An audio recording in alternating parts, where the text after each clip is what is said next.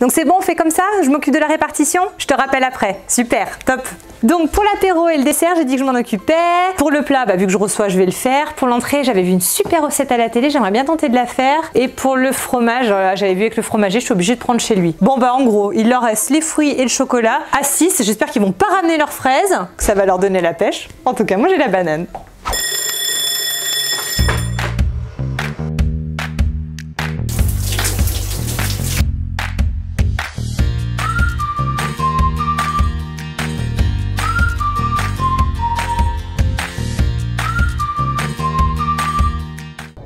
Ça y est, la saison de Noël est lancée, on a commencé à tous recevoir dans la boîte aux lettres les fameux magazines de cadeaux de Noël. Moi cette année je reçois à la maison, donc autant vous dire que le stress de dernière minute je n'en veux pas. Donc je me suis calé un petit rétro-planning pour partir sereinement pour les fêtes de Noël et pour ça je vais vous aider un petit peu pour vous donner mes astuces et mes tutos de missions pour rien oublier. Pour une bonne organisation, j'ai divisé en 5 grandes missions. La première sera la partie décoration, le sapin de Noël, la couronne sur la porte. En second, ce sera la partie des cadeaux avec la liste de Noël, aussi bien qu'on peut recevoir mais aussi qu'on peut donner. En troisième, ce sera la partie décoration de table pour recevoir quand vous recevez. En quatrième, on aura la partie des fourneaux, qu'est-ce qu'on va cuisiner quand on reçoit. Et en cinquième, la fameuse tenue de Noël. Pour mener à bien cette mission, je m'appuie sur une to-do list qui va être en format plus traditionnel qui est le format manuscrit. Mais on peut trouver une idée cadeau vraiment tendance avec le rewrite que je vous inviterai à découvrir en commentaire, je vous mets le lien. Autre avantage de la to-do list, en plus de ne rien oublier, c'est une liste évolutive. Ce qui fait que si vous attaquez votre liste en novembre, techniquement vous pouvez la continuer jusqu'en décembre. Comme ça vous mettez par écrit toutes les choses auxquelles vous pensez, mais surtout, grand moment de satisfaction, c'est quand vous cochez ou que vous allez barrer une action que vous avez réalisée. La to-do list parfaite, c'est celle que vous allez créer. Mais Internet regorge de très bonnes idées, donc pour ça je vais vous mettre des liens de to-do list préfaites pour pouvoir simplement les imprimer, les mettre dans votre sac, vous vous munissez d'un stylo. Une fois que c'est fait, vous cochez. Mission numéro 1, la partie décoration pour vraiment apporter une ambiance chaleureuse et cocooning pour la décoration intérieure mais aussi extérieure avec le traditionnel sapin de Noël, les guirlandes, les bougies et tout ce qui va avec. Traditionnellement, on utilise la décoration de l'année précédente pour décorer sa maison. Moi, j'adore profiter d'un nouveau Noël pour me faire plaisir, apporter un petit peu de nouveauté à mon intérieur et surtout suivre les tendances. Et petite astuce, je profite souvent des soldes, des braderies pour faire de bonnes affaires sur des décos de Noël en dehors de la période de Noël. Et vu que tout ne s'achète pas, on peut profiter un dimanche après-midi au détour d'une balade en forêt avec un petit sécateur dans la poche pour couper quelques branches de houx et fabriquer soi-même sa propre couronne de porte. Ça fait une belle activité pour les enfants et ça peut vous occuper pour un dimanche de pluie. Et pour apporter encore plus de chaleur à votre intérieur, vous pouvez aussi utiliser par exemple votre chaîne Netflix. Vous mettez feu de cheminée, ça apportera un effet visuel vraiment sympa et surtout le plus important, on n'oublie pas la playlist de Noël. Mariah Carey, c'est le moment de la sortir.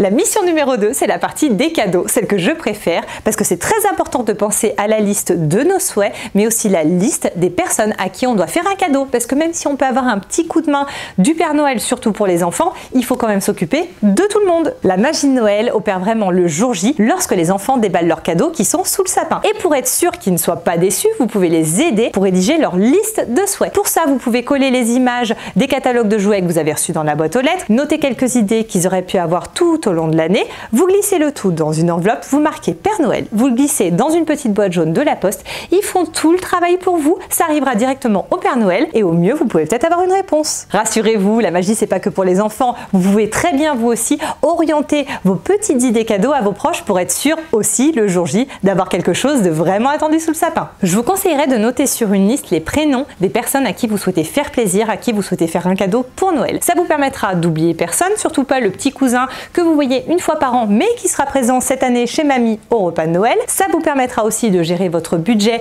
et pas d'arriver à découvert début janvier, mais aussi d'anticiper des achats de Noël que vous auriez besoin de faire, d'envoyer par la poste à une personne que vous ne voyez pas mais qui pourra avoir le cadeau le jour J sous le sapin. Et parce qu'un beau cadeau est un cadeau bien emballé, je vous mets en commentaire un tuto pour réaliser de magnifiques paquets cadeaux. Vous deviendrez le roi de l'emballage pour toutes les occasions de l'année. Pour que Tata ne pique pas le cadeau de cousin justement sous le sapin, n'hésitez pas à regarder regarder la vidéo sur quel message pour accompagner mon cadeau, comme ça vous êtes sûr de le personnaliser et qu'il soit bien à destination de la bonne personne. La mission numéro 3 sera la décoration de la table pour le repas. Mission que vous pouvez très bien sauter si vous êtes invité, mais surtout à ne pas manquer si vous recevez. Vu que vous avez été très organisé et que vous avez suivi votre to-do list, vous avez fait partir vos invitations, vous savez combien de personnes vous allez recevoir à la maison. Étape numéro 1 sera de vérifier votre service de table, tout simplement pour pouvoir acheter ce qui pourrait vous manquer si vous êtes 12 à table et que vous n'avez qu'un service de 8. Vu que vous êtes très prévoyant, vous avez déjà votre menu de Noël en tête. Pour ça, attelez-vous à vérifier vos placards pour vérifier votre vaisselle,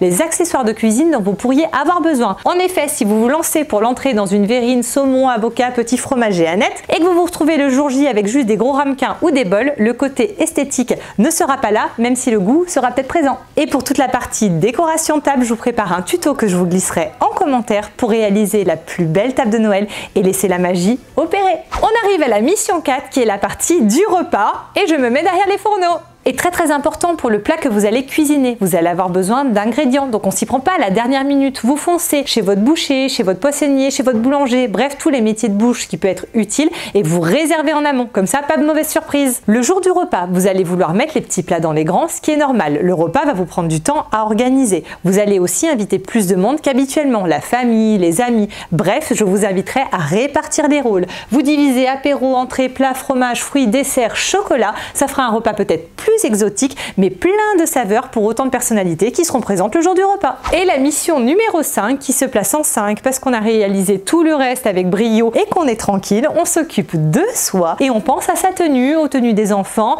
du conjoint, bref, on met des paillettes, on fait un truc qui claque, on fait différent de d'habitude, on se met dans le move, dans l'ambiance, la magie de Noël, hop, jusqu'au talon. Maintenant que je vous ai dévoilé les 5 grandes missions pour une bonne organisation pour réussir vos fêtes de Noël, vous pouvez, hop, commencer votre to-do list et pouvoir tout noter. Le grand avantage, c'est que c'est modulable. Si vous pensez dans 2 semaines à rajouter quelque chose, n'hésitez pas. Le tout, c'est d'arriver au 25 décembre en ayant absolument tout barré. Un moment que j'affectionne tout particulièrement dans la liste de courses, c'est quand on arrive à la partie calendrier de l'Avent. Donc là, le prochain tuto sera spécial calendrier de l'Avent, plein de super idées cadeaux pour profiter dès le 1er décembre de se plonger dans une ambiance de Noël au top du top. N'hésitez pas à vous abonner à la page des Matins Malins pour découvrir plein de super tutos, mais aussi de bonnes idées cadeaux, à partager peut-être ces bonnes astuces à des proches, aussi à liker, de prendre bien sûr bien soin de vous, de vos proches, et je vous dis à très vite dans un prochain Matin Malin, et n'oubliez pas, ho ho ho, c'est bientôt Noël!